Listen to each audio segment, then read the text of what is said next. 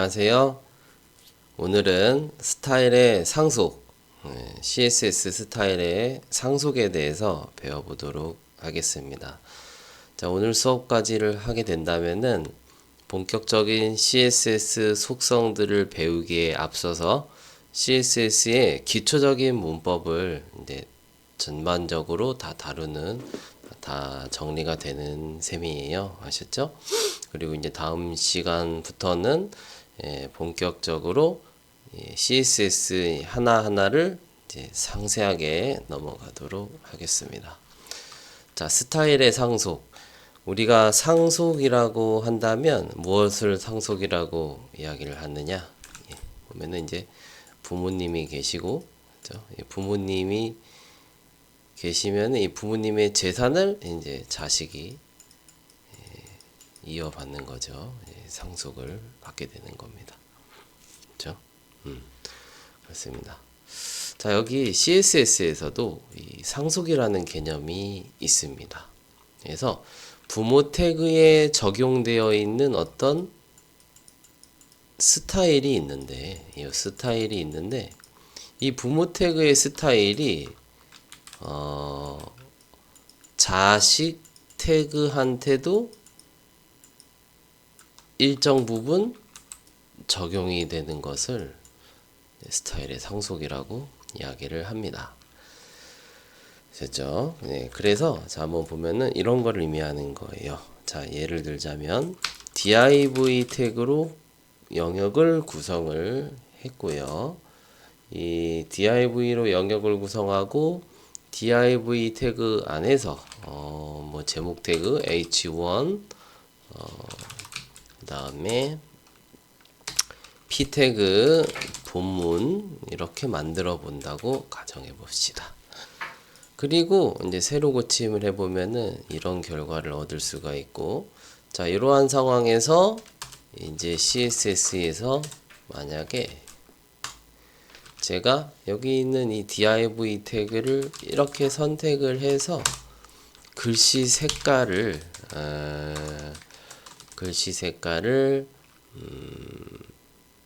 파란색으로 하는 겁니다. 그러면 어떤 결과가 일어나느냐? 이런 결과가 일어납니다. 보이시죠? 자, 지금 이게 어떤 일이 일어난 거냐면은 제가 H1 태그하고 P 태그를 선택을 해서 글씨 색깔을 파란색으로 설정한 적이 없어요. 여기 있는 div 태그한테 글씨색을 파란색으로 설정을 해준 겁니다. 그러한 결과 어떠한 일이 일어났느냐? 이 div 태그의 자식 태그인 h1과 p 태그한테 이 해당에는 이 글씨색을 파랗게 하는 스타일이 적용이 되고 있는 거예요. 이런 것을 우리는 스타일의 상속이라고 이야기를 합니다.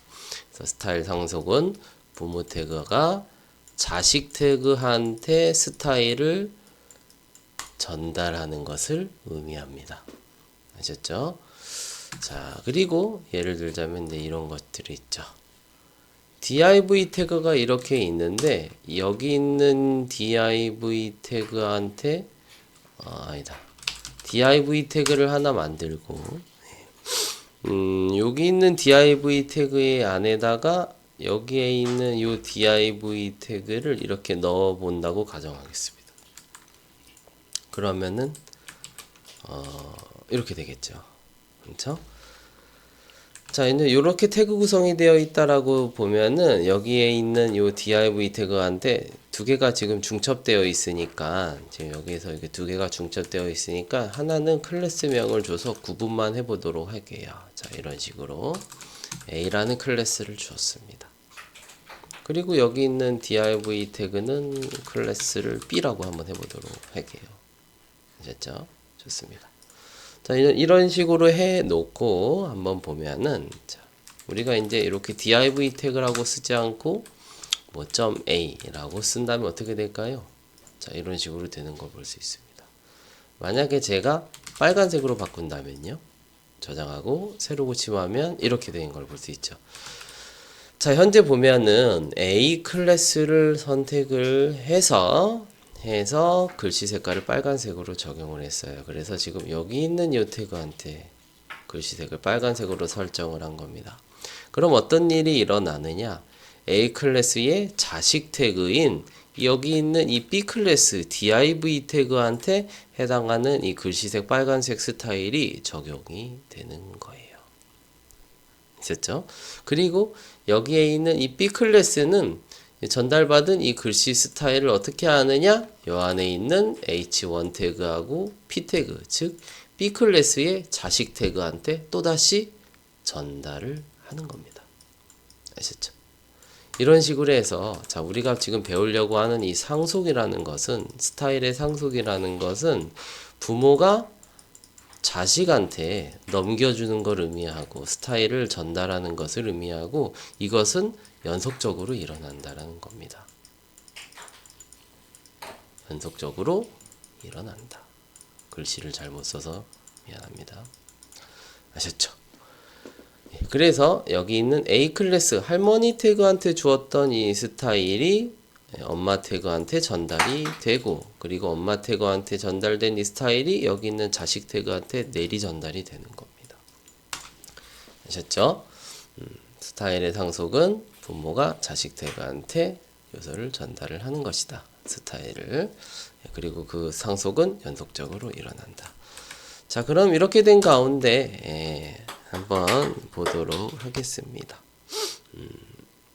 B 클래스를 선택을 해서 제가 글씨 색깔을 파란색으로 했습니다. 그러면 어떤 결과가 일어날까요? 보시면 이런 결과가 일어나는 걸 볼 수가 있어요. 자, 이게 어떻게 된 것이냐?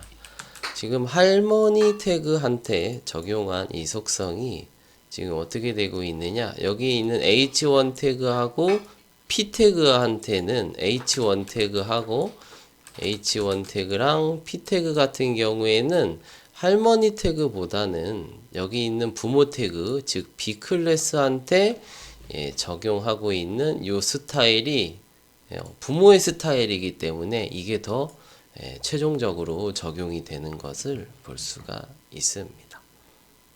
아셨죠? 자, 그리고 이제 이 부분을 조금 더 해석을 해보도록 할게요. 자, 그러면 이거는 할머니 태그한테 적용한 스타일이죠. 누구의 입장이라고 생각하고 있냐면 저는 이제 여기 있는 H1 태그 입장에서 생각을 하고 있어요. 그리고 P 태그 입장이기도 합니다.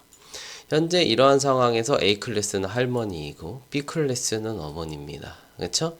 자, 이런 상황이에요.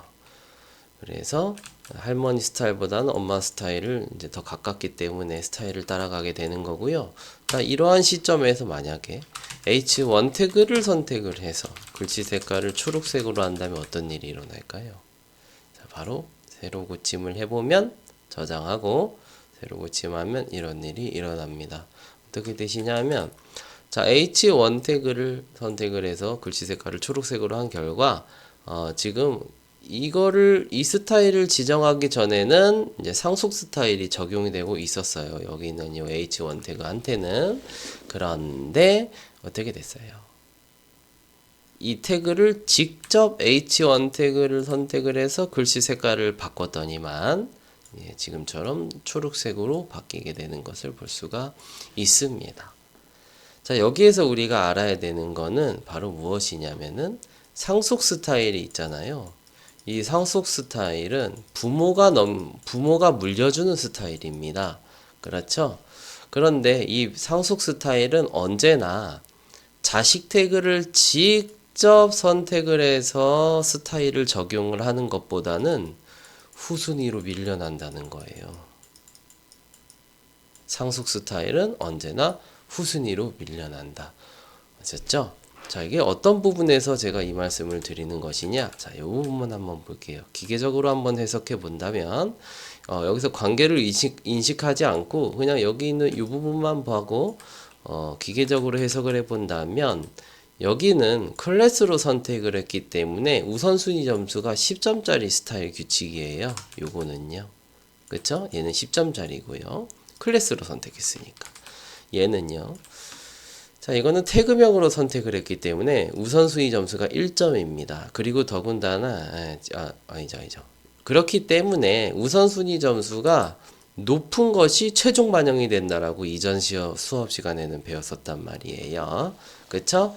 자, 그런데 이런 우선순위 점수의 규칙과는 관계없이 현재 스타일이 지정되는 이 관계를 한번 파악을 해본다면 B클래스는 H1 태그의 부모입니다. 그렇기 때문에 H1 태그 입장에서는 이러한 스타일이 상속 스타일로 받아들여지는 거예요.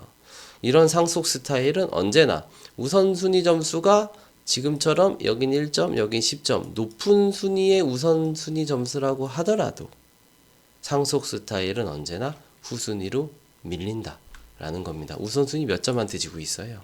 1점한테 지고 있죠. 즉 CSS는 어떤 규칙이 전반적으로 깔려 있느냐, 여기서 전제사항이 중요한데요. 간접적인 거에서 비교적 직접적으로 구체적으로 선택할수록 우선순위를 높게 지정해주는 그런 특징을 갖고 있어요. 아셨죠?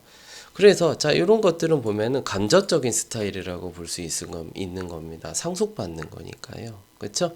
그런데 이런 태그는 뭐예요? 얘는 이제 직접적으로 내가 태그를 선택을 한 거죠. 그렇기 때문에 이런 스타일이 더 간접적인 스타일보다, 상속 스타일보다 우선 처리가 된다라는 점이에요.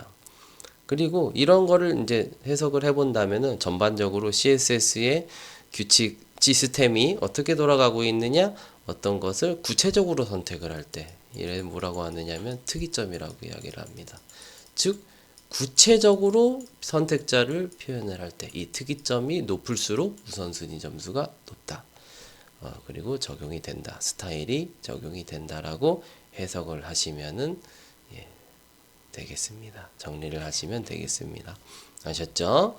그래서 이번 시간에는 스타일의 상속에 대해서 우리가 공부를 한번 해봤습니다. 자, 그리고 좀 더 추가해보자면 이 상속 스타일은 모든 CSS에는 적용되지 않습니다. 우리가 이제 CSS를 앞으로 배워나가게 될 것인데요.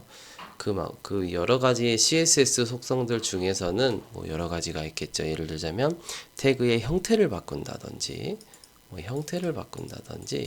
아니면은 뭐 배경색을 준다든지, 아니면은 뭐 투명도를 우리가 적용을 한다든지 이런 여러 가지 것들을 배우게 될 겁니다.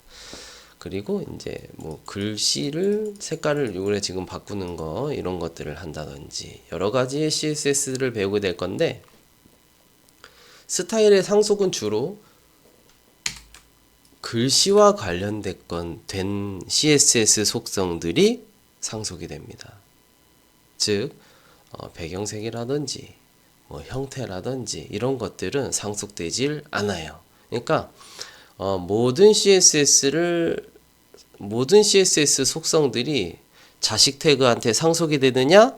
No, 아니라는 겁니다. 아셨죠? 글씨하고 관련된 CSS 속성들만 자식 태그한테 상속 스타일로 전달이 된다 라는 뜻이에요.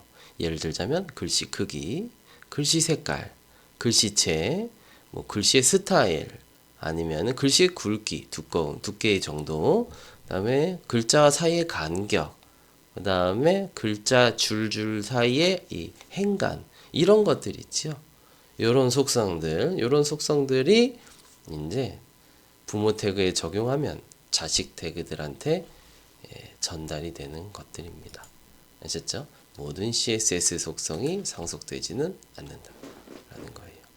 이 부분은 뒤에 요점 정리하는 페이지에서 정리를 해 놓을 테니까 여러분들이 다시 한번 정리를 하시면서 꼭 숙지하시기 바라겠습니다. 스타일의 상속이라는 개념이 있기 때문에 우리 홈페이지를 만들 때 조금 더 일관된 스타일의 규칙을 만들 수가 있는 거예요. 일관성 있는 스타일을 유지하는데 굉장히 중요하게 사용이 되기 때문에 이 개념 자체를 잘 이해를 하시기 바라겠습니다. 자, 오늘 수업은 여기까지 하도록 하고요. 다음 시간부터는 이제 본격적인 CSS 속성들, 아주 중요한 속성들부터 하나하나씩 배워보도록 하겠습니다. 공부하시느라고 고생 많으셨습니다. 감사합니다.